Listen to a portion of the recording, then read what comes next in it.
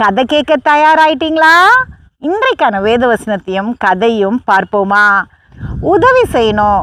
நம்மளால் முடிஞ்ச வரைக்கும் மற்றவங்களுக்கு உதவி செய்யணும். வேதம் என்ன சொல்லுகிறது என்று பார்க்கலாம். நீதிமொழிகள் 3:27. நன்மை செய்யும்படி உனக்கு திராணி இருக்கும்போது அதை செய்யத்தக்கவர்களுக்கு செய்யாமல் இராதே. பார்த்தீங்களா வேதம் என்ன சொல்லுதுன்னு? உங்களால் முடியும்னா கண்டிப்பாக உதவி செய்யுங்க, அதுவும் தேவையில் இருக்கிறவங்களுக்கு அப்படின்னு. ஒரு மனிதன் இருந்தார். அவர் ஒரு கம்பெனியில் கிளர்க்காக வேலை செஞ்சார். அவர் தினந்தோறும் அவருடைய அலுவலகத்துக்கு தாமதமாக தான் போவார். ஏன்னா வர்ற வழியில் யாருக்காவது உதவி செஞ்சுட்டு தான் அவர் போவார். ஒரு நாள் கண்ணு தெரியாதவங்களுக்கு நான் உதவி செஞ்சேன், சாலையை கடக்கிறதுக்குன்னுவார். ஒரு நாள் ஒரு பாட்டிமாக்கு நான் கூடையை தூக்கிட்டு போய் கொடுத்தேன் அப்படின்வார். இப்படி ஒவ்வொரு நாளும் தாமதமாக வந்துட்டே இருந்தார். அவருடைய மேனேஜர் சொன்னார், இனிமே நீ தாமதமாக வரக்கூடாது, நாளையிலேருந்து சரியாக வரணும் அப்படின்னு. ஒரு நாள் அடுத்த நாள் இவர் கஷ்டப்பட்டு சீக்கிரமாக அலுவலகத்துக்கு போயிடணும்னு ஓடிக்கிட்டே இருந்தார். திடீர்னு ஒரு குட்டி பையன் ஆட்டோவில் அடிபட்டு கீழே விழுந்துட்டான்.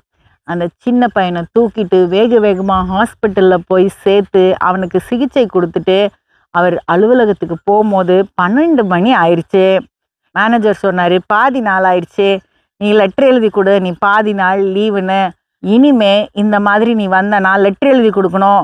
3 நாள் நீ லெட்ரு எழுதி கொடுத்துட்டா அதோட நீ ராஜினாமா பண்ணிட வேண்டியதுதான் அப்படின்னு. ரொம்ப கவலையோட வேறு வழி இல்லாமல் இந்த கிளர்க் அவர் ஒரு லெட்ரு எழுதி கொடுத்துட்டு அந்த ஆஃபீஸ்லேருந்து கிளம்பிட்டாரு. அப்போ யோசிச்சார், நம்ம வீட்டில் போய் சும்மா தானே இருக்க போகிறோம், நம்ம ஆஸ்பத்திரிக்கு போய் அந்த பையன் எப்படி இருக்கான்னு பார்த்துட்டு போயிடலாம் அப்படின்னு. அங்கே போனால் குட்டி பையன் நல்லா இருந்தான். அவன் பக்கத்தில் அவங்க அம்மா உட்காந்துருந்தாங்க.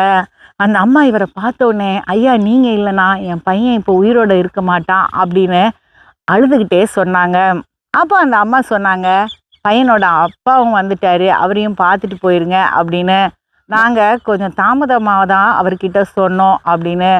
அது யாருன்னா இவர்கிட்ட லெட்டர் எழுதி வாங்கினார்ல அந்த மேனேஜர் தான். அந்த மேனேஜர் இவருடைய கைகளை பற்றி கொண்டு அழ ஆரம்பிச்சிட்டாரு.